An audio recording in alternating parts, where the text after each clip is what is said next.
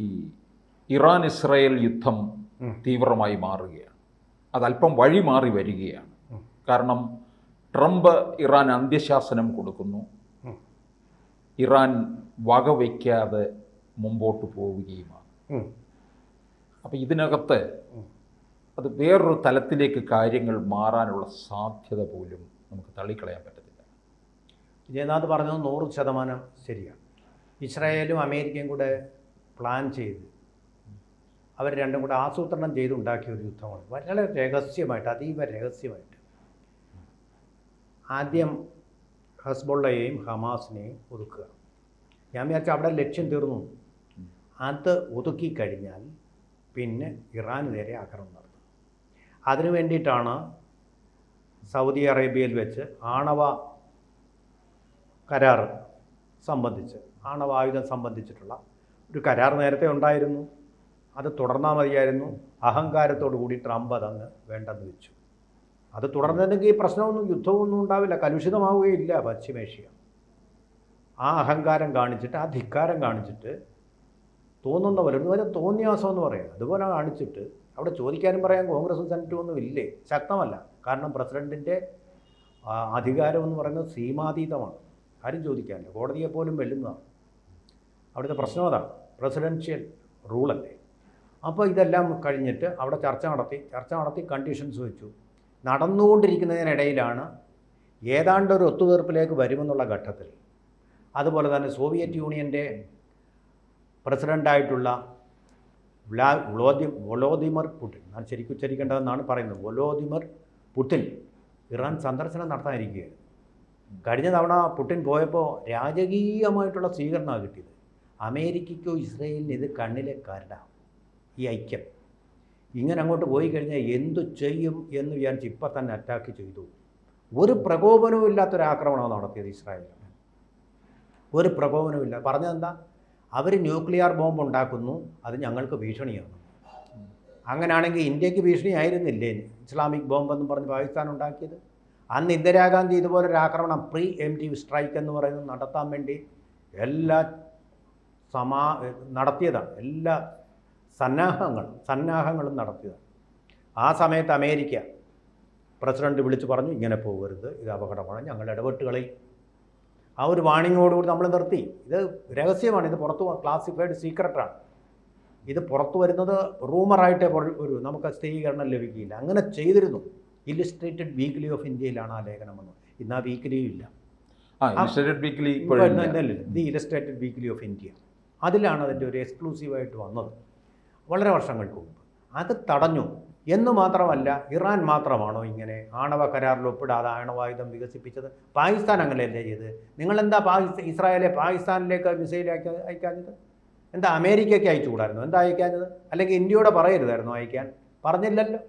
എന്ന് മാത്രമല്ല, അവരുടെ ന്യൂക്ലിയർ ഇൻസ്റ്റലേഷന് ഭീഷണിയാവുമെന്ന് വന്നപ്പോൾ ഇടപെട്ട് പാകിസ്ഥാനോട് വേണ്ട, യുദ്ധം വേണ്ട, നിങ്ങൾ ആ ഇന്ത്യയെ അടിച്ചു കളയും, തകർത്ത് കളയും എന്ന് പറഞ്ഞ് വാൺ ചെയ്ത്, അതാണ് യുദ്ധം അവസാനിപ്പിക്കാൻ താൻ ചെയ്തതെന്നിപ്പം ട്രംപ് മോദിയോടെ സമ്മതിച്ചിരിക്കുക. ഞാനാണ് ഈ കരാർ ഉണ്ടാക്കിയെന്ന് പറഞ്ഞ് നൊബേൽ സമ്മാനം കൈ വാങ്ങിക്കാനായിരുന്നു ശ്രമം. പൊളിച്ചു കൊടുത്തു ട്രംപിനോട് മോദി ഇന്നലെ ക്ഷുഭിതനായിട്ട് തന്നെ സംസാരിച്ചു കാനഡയിൽ ഇരുന്നുകൊണ്ട്. നിങ്ങൾ ഈ അവകാശവാദം പലതവണ പറഞ്ഞു, ഞാൻ മിണ്ടാതിരിക്കുക, നിങ്ങളൊരു രാഷ്ട്രത്തലവനാണ്, എനിക്ക് എൻ്റേതായിട്ടുള്ളൊരു മര്യാദ കേട്ട് നിങ്ങൾ ഇനിയും വീണ്ടും ഇത് പറഞ്ഞുകൊണ്ടിരുന്നാൽ എനിക്ക് സത്യം പറയേണ്ടി വരും. അതോടുകൂടി ട്രംപ് ചുരുണ്ടു. എന്നിട്ട് പറഞ്ഞു, ഞങ്ങൾ പാകിസ്ഥാനെ തടഞ്ഞു, ഇന്ത്യ ഇനി ആക്രമിക്കരുതെന്ന് പറഞ്ഞിട്ട്. അങ്ങനെയാണ് ചെയ്തതെന്ന് ഇപ്പോൾ സമ്മതിച്ചിട്ടുണ്ട്, ഏറ്റവും ഒടുവിൽ സമ്മതിച്ചിരിക്കുന്നു. എന്നിട്ട് അവിടുത്തെ കൊലപാതകയായിട്ട് ഉള്ള ആ നാട്ടുകാരെല്ലാം മാസ് മർഡർ എന്ന് പറഞ്ഞ് അഭിസംബോധന ചെയ്ത് പ്രതിഷേധിച്ച അസീം മുനീറിനെ ഔദ്യോഗികമായിട്ട് വിരുന്നു സൽക്കാരം നൽകി അവിടെ സ്വീകരിച്ചിട്ടിരിക്കുകയാണ്. അപ്പോൾ ഒരു കൈകൊണ്ട് ഒരു കൊലപാതകി അസീം മുനീർ ഒരു കൊലപാതകിയാണ്, പഹൽഗാമിൻ്റെ ആസൂത്രിതൻ അദ്ദേഹമാണ്. ആ കൊലപാതകിക്ക് കൊലച്ചോറ് നൽകുകയും, കൊലച്ചോറ് എന്ന് പറയുന്നത് വലിയ സൽക്കാരം നൽകുകയും, മറുവശത്ത് കൊമേനിക്ക് കൊലച്ചോറ് നൽകുകയും, കൊമേനിയോട് പറഞ്ഞ് നിങ്ങൾ എവിടെയാണെന്ന് ആളറിയാം, ഓടരുതെന്നാണ് പറഞ്ഞത് അമേരിക്ക. പിന്നെ ആദ്യം പറഞ്ഞത് എന്താ? ഞങ്ങൾക്ക് ഈ യുദ്ധത്തിൽ പങ്കില്ല, ഇസ്രായേൽ ഞങ്ങളോട് ചോദിക്കാതെ ചെയ്തതാണെന്നല്ലേ പറഞ്ഞു. പിന്നെ നിങ്ങൾ എന്തിനാ ആളറിയാൻ ഓടരുതെന്ന് കൊമേനിയോട്? നിങ്ങൾ ഒളിഞ്ഞിരിക്കുന്ന എലിയാണ് നിങ്ങളെ ഏത് നിമിഷവും ഞങ്ങൾക്ക് തട്ടാൻ പറ്റും, നിങ്ങൾ എവിടെയാണെന്ന് ഞങ്ങൾക്ക് അറിയാം, അതുകൊണ്ട് മര്യാദയ്ക്ക് കീഴടങ്ങിക്കുമെന്ന്. യുദ്ധത്തിൽ പങ്കെടുക്കാത്ത രാജ്യം എന്തിനാണ് കീഴടങ്ങാൻ പറയുന്നത്? നിങ്ങൾ യുദ്ധത്തിലില്ലല്ലോ, എന്നിട്ട് ഹാലാബുല എന്നും പറഞ്ഞ് അവരുടെ നാവിക പടക്കപ്പലുകളെല്ലാം വിമാനങ്ങളും എല്ലാം ആകാശത്തിൽ പറപ്പിക്കാൻ നോക്കുക ഇറാനിനെ. ഇതൊക്കെ കണ്ടങ്ങ് വിരളും ഈ 86 വയസ്സായ വൃദ്ധൻ എന്നാണ് വിചാരിച്ചത്. പക്ഷേ അദ്ദേഹം പറഞ്ഞു ഇപ്പം മനസ്സില്ല കീഴടങ്ങാൻ താല്പര്യമില്ല എന്ന് മാത്രമല്ല, അതിനിടയ്ക്ക് തന്നെ ഫോണിൽ വിളിച്ച് 20 അറബ് രാഷ്ട്രങ്ങളുടെ പിന്തുണയും അദ്ദേഹം നേടി. ഇപ്പോൾ അതാ വരിക, UAE മധ്യസ്ഥതയ്ക്ക് വരിക, ചർച്ചയ്ക്ക് വേണ്ടി വരിക, ചർച്ച, സമാധാനം ഉണ്ടാക്കണം. കീഴടങ്ങണമെങ്കിൽ പാകിസ്ഥാൻ കീഴടങ്ങട്ടെ. ആദ്യം പാകിസ്ഥാൻ കീഴടങ്ങട്ടെ, അവിടുത്തെ ഭരണാധികാരികൾ മാറട്ടെ. എന്ത് അത് ചെയ്യാത്തത്? എന്നിട്ട് ആ അസീം മുനീറിന് സൽക്കാരം കൊടുക്കുകയും ഇറാൻ്റെ പട്ടാള മേധാവികളെ ഓരോരുത്തരെയായിട്ട് കൊല്ലുകയും, അതപ്പോൾ രണ്ട് ഇരട്ടത്താപ്പല്ലേ അത്? നിങ്ങൾ ന്യായം നടപ്പാക്കുകയാണെങ്കിൽ അതുപോലെ നടപ്പാക്കണം. ഇതാ നോർത്ത് കൊറിയ ആണവ ബോംബ് സംഭവിച്ചു വെച്ചിട്ടുണ്ട്. അങ്ങ് അമേരിക്ക വരെ അയക്കാനുള്ള മിസൈൽ അവർക്കുണ്ട്. ഇറാൻ അതില്ല. എന്താ നിങ്ങളൊന്നും ചെയ്യാത്തത്? നിങ്ങൾക്ക് പേടിയുണ്ട്. ഇപ്പോൾ ഇറാൻ എന്ന് പറയുന്ന അവരുടെ ഹമാസ് പോയി, ഹൂത്തികൾ ശക്തി ക്ഷയിച്ചു, ഹിസ്ബുള്ള പോയി, അവരുടെ പിന്തുണയ്ക്കുന്ന രാഷ്ട്രമായ സിറിയയിൽ ഭരണം സുന്നികളായി, ഷിയാകൾ മാറി. അപ്പോൾ ഒറ്റപ്പെട്ടിരിക്കുക, ശക്തി കുറഞ്ഞിരിക്കുക, ഈ സമയത്ത് കൊല്ലാം എന്ന് പറയുന്നത് ഭീരുത്വമല്ലേ? ഒരാളുടെ ശക്തി കുറഞ്ഞിരിക്കുന്ന സമയത്ത് ആക്രമിക്കുക എന്ന് പറയുന്നത് വീരവാദം പറഞ്ഞിട്ട് കാര്യമില്ല. അപ്പോൾ അതൊരു ഭീരുത്വമാണ്. ഇതേ നയം തന്നെ പിന്തുടർന്ന 4 രാജ്യങ്ങളുണ്ട്, ഇന്ത്യ ഉൾപ്പെടെ.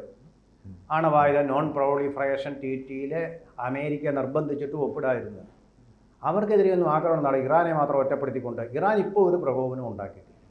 ശരിയാണ്, അവരുടെ പിന്തുണയുള്ള സംഘടനകളാണ് ഹൂത്തി, ഹെസ്ബുള്ള, ഹമാസ് ഒക്കെ സമ്മതിക്കുന്നു. പക്ഷേ ഇപ്പോൾ എന്ത് പ്രകോപനമാണ് യുദ്ധം ചെയ്യാൻ വേണ്ടിയുള്ളത്? ഇല്ലാത്ത യുദ്ധം ഉണ്ടാക്കി പശ്ചിമേഷ്യയുടെ സമാധാനം ഇതിൽ ഏറ്റവും കൂടുതൽ അനുഭവിക്കേണ്ടി വരും ഇന്ത്യക്കാർ. ഇറാനിലുണ്ട്, പിന്നെ ഗൾഫ് രാജ്യങ്ങളിലെല്ലാം ഇന്ത്യക്കാരുണ്ട്. ജീവിക്കാൻ വേണ്ടി പോയിരിക്കുന്നവരാണ്, സുഖിക്കാൻ വേണ്ടി പോയിരിക്കുന്നവരല്ല. അവരെല്ലാം തിരിച്ചു വരേണ്ടി വരും. കുട്ടികൾ പഠിക്കാൻ പോയിട്ടുണ്ട്, 100ഓളം കുട്ടികളുണ്ട്. ഇറാൻ പിന്നെ ഹെൽത്ത് യൂണിവേഴ്സിറ്റി, ആരോഗ്യ സർവകലാശാല. അവിടുത്തെ കുട്ടികൾക്ക് പരിക്കേറ്റു. കാശ്മീരുകാരായ കുട്ടികൾക്കാണ് പരിക്കേൽപ്പിച്ചിരിക്കുന്നത്. ഇത് എന്തൊരു തോന്നിയാസമാണ് ഏത് രാജ്യം കാണിച്ചാലും. ഇസ്രായേൽ നമുക്ക് ആയുധങ്ങൾ തരുന്ന രാജ്യമാണ്. അതുപോലെ ഇറാനാണെങ്കിൽ നമുക്ക് എണ്ണ തരുന്ന രാജ്യമാണ്. രണ്ട് കൂട്ടരും നമുക്ക് വേണ്ടപ്പെട്ടവരാണ്. ഇവർക്കിടയിൽ ഈ സംഘർഷവും യുദ്ധവും ഉണ്ടാക്കുന്ന അമേരിക്കയാണ് നമ്മുടെ ശത്രു. അസീം മുനീറിന് വെച്ച ഊട്ടുന്ന തീവ്രവാദികൾക്ക് പാല് കൊടുത്തുകൊണ്ടിരിക്കുന്ന അസീം മുനീറിനെ വെച്ച് പാല് കുടിപ്പിക്കുന്ന അമേരിക്ക എന്ന രാഷ്ട്രം നമ്മുടെ ശത്രു തന്നെയാണ്. ഈ കറിയുന്ന ഇമാതിരിയുടെ താന്തോന്നിത്തം കാണിക്കും. ഇന്ത്യയുമായിട്ടുള്ള യുദ്ധം ഓപ്പറേഷൻ സിന്ദൂറിന് ഇന്ത്യയുടെ കൂടെ തീവ്രവാദത്തിനെതിരാണ് നിങ്ങളെങ്കിൽ ഇന്ത്യയുടെ കൂടെ നിൽക്കേണ്ടതാണ്.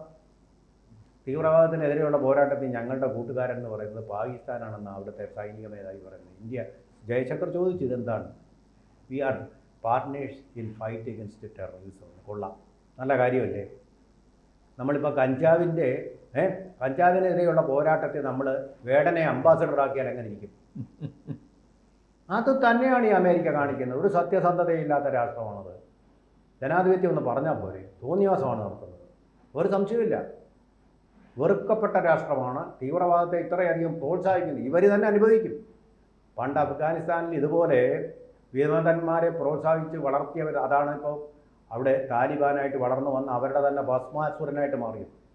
അതുപോലെ തന്നെ നോക്കിക്കോ നിങ്ങൾ, ഇസ്രായേൽ എന്ന് പറയുന്നത് നിങ്ങളുടെ ഭസ്മാസുരനായിട്ട് നാളെ മാറും. നോക്കിക്കോ, സംശയമൊന്നുമില്ല. അവിടെ സയണിസ്റ്റ് ലോബി കുന്തം എന്നും പറഞ്ഞിട്ട് ലോകത്തിൻ്റെ സമാധാനം നശിപ്പിക്കുകയാണ്. അമേരിക്ക ട്രംപിനെ, അന്ന് സദ്ദാം ഹുസൈനെ തൂക്കിലേറ്റിയ പോലെ ട്രംപിനെ തൂക്കിലേറ്റുന്നത് അതാണ് ലോകത്തിൽ അസ്ഥിരത ഉണ്ടാക്കുന്ന ആളിനെ. യുദ്ധക്കുറ്റവാളിയാണ്. അല്ലെങ്കിൽ തന്നെ അമേരിക്കൻ പ്രസിഡന്റ് നാഗസാക്കിയിലും ഹിരോഷിമയിലും ബോംബ് വർഷിച്ച ആളിനെ യുദ്ധക്കുറ്റവാളിയായിട്ട് വെച്ചുകൊണ്ട് തൂക്കിലേറ്റേണ്ടതായിരുന്നു. ലോകവും ഐക്യരാഷ്ട്ര സംഘടന അമേരിക്കയുടെ കയ്യിലായതുകൊണ്ട് അതൊന്നും നടന്നിട്ടില്ല. നിക്കരാഗ്വയിൽ, പുർട്ടോറിക്കയിൽ, ലാറ്റിൻ അമേരിക്കൻ രാജ്യങ്ങളിൽ, കൊളംബിയയിൽ, ചിലിയിൽ എല്ലാ അസ്ഥിരത. കേരളത്തിലെ കമ്മ്യൂണിസ്റ്റ് ഭരണകൂടത്തിനെതിരെ വരെ അസ്ഥിരത സൃഷ്ടിക്കുന്നത് നിങ്ങളാണോ? ഇറാൻ അസ്ഥിരത എന്ന് പറയാൻ, ഇറാനിൽ അസ്ഥിരത സൃഷ്ടിക്കുന്നു പറയാൻ നിങ്ങൾക്ക് എന്ത് ധാർമ്മികാവകാശമുള്ളത്? തീവ്രവാദികളെ വെച്ചുകൂട്ടുന്ന, അസീം മുനീറിനെ വെച്ചുകൂട്ടുന്ന നിങ്ങളാണോ പറയുന്നത് ഞങ്ങൾ തീവ്രവാദത്തിനെതിരെ പോരാട്ടം നടത്തുന്നു? നിങ്ങൾ തീവ്രവാദത്തിനെ പാലൂട്ടി വളർത്തുകയാണ് ചെയ്യുന്നത് അമേരിക്കയെ. സംശയമൊന്നുമില്ല. അല്ലെങ്കിൽ തെളിവുകൾ ഹാജരാക്കട്ടെ അമേരിക്കൻ പക്ഷപാതികൾ.